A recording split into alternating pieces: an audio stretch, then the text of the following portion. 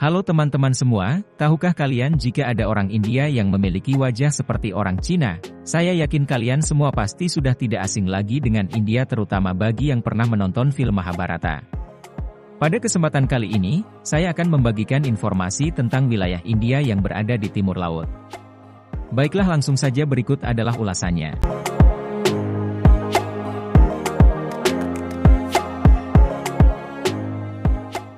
India selalu identik dengan wajah Kaukasoid yang terbagi dalam dua bangsa, Arya dan Dravida. Keduanya mempunyai wilayah masing-masing. Arya berada di utara sedangkan Dravida berada di selatan. Mereka berdua merupakan bangsa yang dominan di India dan terlihat jelas dalam warna kulit. Arya berkulit putih sedangkan Dravida hitam.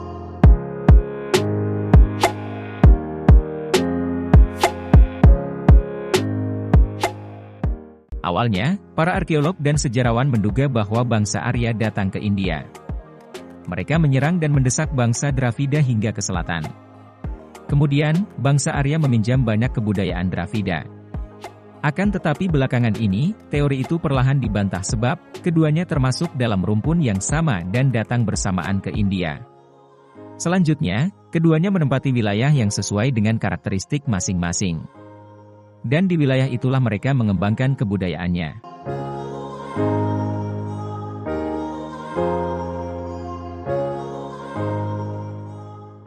Namun, di balik dominannya Arya dan Dravida yang sering terrepresentasi melalui tayangan-tayangan di televisi maupun internet, ternyata, India juga mempunyai ras kuning atau Mongoloid.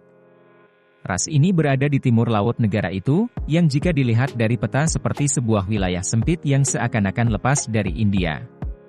Wilayah timur laut ini terhubung dengan dataran utama India melalui koridor Siliguri yang berada di Bengal Barat atau West Bengal, salah satu negara bagian di India.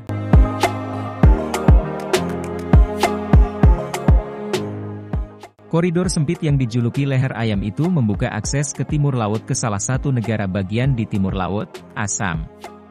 Dari Assam yang terkenal sebagai penghasil teh inilah akses menuju ke negara-negara bagian lain di wilayah itu seperti Arunachal Pradesh, Manipur, Meghalaya, Mizoram, Tripura, dan Nagaland. Assam dan negara-negara bagian itu disebut sebagai The Seven Sister State. Sebutan ini diberikan karena kesamaan budaya dan bahasa di negara-negara bagian itu. Selain The Seven Sister State, terdapat satu negara bagian yang juga berada di India Timur Laut, yaitu Sikkim. Ini adalah negara bagian yang terletak di pegunungan Himalaya. Budaya dan bahasanya pun seperti orang Nepal.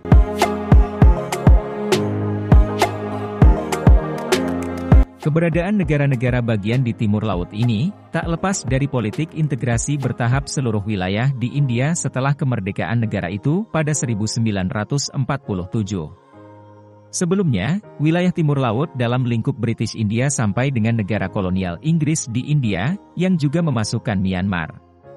Secara historis, beberapa wilayah di timur laut ini adalah vasal dari beberapa imperium sebelum kedatangan Inggris seperti Manipur yang pernah menjadi vasal Taungoo di Myanmar dan Assam di bawah kerajaan Ahom yang pernah menjadi vasal Mughal, kekaisaran para keturunan Mongol di India.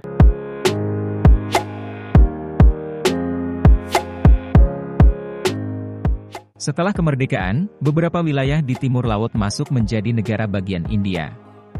Namun sebelum kemerdekaan, Assam sudah masuk terlebih dahulu dengan menjadi bagian Provinsi Bengal, salah satu provinsi di zaman kolonial Inggris. Dari Assamlah menyusul wilayah-wilayah seperti Nagaland, 1963, Meghalaya, Manipur, dan Tripura, 1972, Arunachal Pradesh, 1975, dan terakhir, Mizoram, 1987, yang dibentuk melalui pemisahan wilayah dari Assam. Sikkim, wilayah yang jika dilihat dari peta terhalang oleh Bengal Barat akhirnya dimasukkan ke timur laut pada 2002. Pada 1975, Sikkim telah menjadi salah satu negara bagian di India melalui sebuah referendum.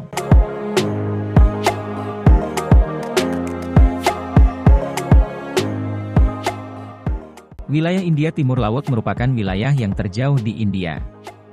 Dengan banyak perbedaan budaya dan bahasa daripada di dataran utama India. Kebanyakan yang berada di wilayah ini ialah orang-orang bertampang Mongoloid. Tampang fisik itu pun telah menjadi perbedaan besar dari orang-orang India pada umumnya. Selain tampang, bahasa di wilayah ini masuk ke dalam rumpun Tibeto-Burman, yaitu salah satu rumpun bahasa di Asia yang berasal dari dataran tinggi Tibet kemudian menyusur ke Myanmar, Yunnan, dan Thailand.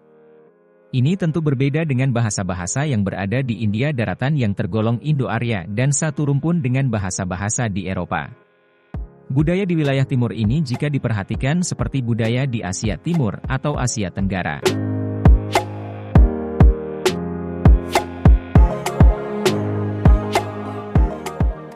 Perbedaan-perbedaan yang terlihat mencolok itu sering dijadikan bahan rasialisme yang kerap menimpa para penduduk di wilayah ini kala bepergian ke India daratan, terutama ke New Delhi, ibu kota India. Mereka ke wilayah daratan dikarenakan kebutuhan ekonomi atau pendidikan. Meskipun konstitusi India mengakui keberagaman agama dan ras karena banyaknya perbedaan yang terdapat di India, dalam kenyataannya orang-orang bermata sipit ini tetap saja menjadi bahan ejekan. Kata-kata seperti cinki, pemakan anjing dan ular, dan tribal sering dilayangkan. Beberapa orang India daratan sering mengira mereka tamu dari Cina atau Nepal. Ejekan-ejekan itu akhirnya berpuncak pada kematian Nido Taniam, seorang mahasiswa asal Arunachal Pradesh, wilayah yang bagian utaranya masih menjadi rebutan antara Cina dan India, pada Februari 2014 lalu. Kematian itu menimbulkan protes orang-orang Timur Laut di New Delhi.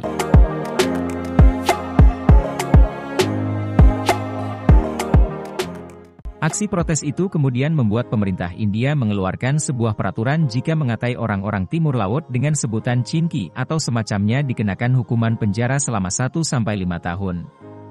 Meski begitu aksi-aksi rasial tetap saja berlangsung sebab masalah rasial adalah permasalahan subjektif yang berasal dari pengalaman empiris dan hati sehingga membutuhkan proses yang lama untuk menghilangkannya.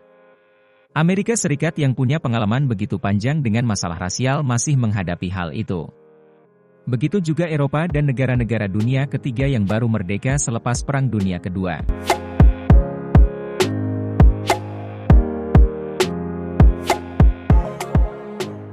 Aksi-aksi rasial itu pada akhirnya mengantarkan kepada konflik berujung separatisme yang kemudian melahirkan aksi-aksi kekerasan yang sering terjadi di wilayah ini. Terbentuknya beberapa grup separatis menjadi penegas bahwa orang-orang India Timur Laut ingin melepaskan diri.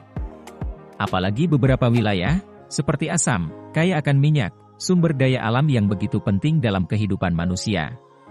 Selain minyak, kekayaan alam lain berbentuk gas alam, flora dan fauna, juga menjadi alasan melepaskan diri dari India walaupun diselipkan otonomi khusus.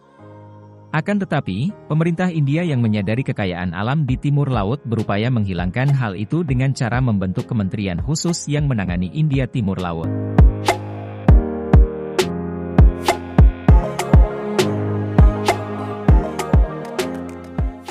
Perbedaan adalah suatu keberagaman. Yang bisa kita lakukan adalah menerima perbedaan tersebut dan menjadikannya sebagai bagian dari kehidupan. Perbedaan bukan justru kita jadikan sumber konflik melainkan sebisa mungkin kita jadikan tolak kekuatan untuk membangun kehidupan yang harmonis, damai dan penuh toleransi. Sehingga kedamaian di dunia bisa betul-betul terwujud. Nah, itulah informasi tentang India yang bisa saya bagikan. Semoga video ini bisa memberikan hiburan dan menambah wawasan Anda semua. Sekian dari saya minta maaf apabila ada salah kata dan terima kasih sudah menonton.